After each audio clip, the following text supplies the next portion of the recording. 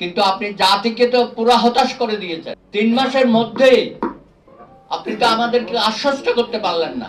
কথা ছিল শহীদ পরিবারের সদস্যদের নিয়ে একটা, সবাইকে নিয়ে একটা গেট টুগেদার বা কিছু একটা করবেন, সেটাও ডেট ঠিক করে করতে পারছেন না।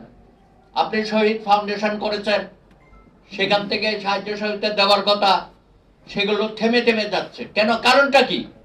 আপনারা যদি না পারেন ছেড়ে দেন। ফার্স্ট প্রায়োরিটি হবে এদেরকে বাঁচানো, এদের পাশে থাকা। আপনি 10টা কমিশন করিয়া আমাদেরকে ঝুলাই রাখছেন, মূলা ঝোলাচ্ছেন না। এইসব মূলা ঝোলানোর কাজ হবে না। 10টা সংস্কার মানে কি পুরো রাষ্ট্র আপনি পরিবর্তন করে দেবেন? এটা সম্ভব? সবকিছু আপনি পরিবর্তন করতেছেন, সবকিছু পরিবর্তন করা যায় না। আপনি নির্বাচন কমিশনের কোন অ্যাক্টিভিটিস আমরা দেখছি না, কোথায় যেন হারিয়ে গেছে। কখন আপনি কমিশন নিয়োগ করবেন, তারপরে কখন ভোটার লিস্ট করবেন? মনে হচ্ছে ওই যে একজন উপদেষ্টা বোধহয় বলছিল যে ফেসিস হাসিনা 7 জানুয়ারির পরে যে কয়টা দিন পার করেছে, সেই কয় মাস ছাড়া আরো বাকি বছরগুলো নাকি আপনারা থাকবেন। কি বলা যাবে? আরে খায়েশ, বাংলাদেশের জনগণকে চেনেন না? হ্যাঁ, ক্ষমতার এত লোক।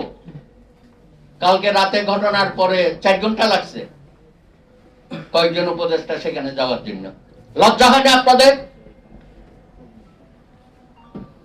এটা নিয়ে আবার ওদেরকে আন্দোলন করতে হবে। আহত আমার তরুণ ভাইরা যারা মৃত্যুর যন্ত্রণায় প্রত্যেকদিন দিন অতিবাহিত করছে, তাদেরকে আবার বলছেন আজকে নাকি দুপুরে মিটিং হবে। এসব নাটক বাদ দেন। আমরা নাটক, মহানাটক বহু দেখেছি।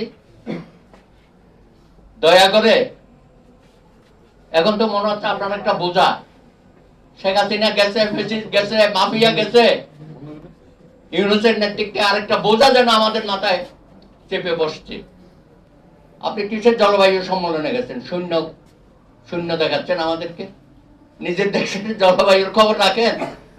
এখানে রাজনৈতিক আওয়াজে মেঘাচ্ছন্ন হয়ে গেছে, সেটা উপলব্ধি করার আপনাদের কেউ নাই।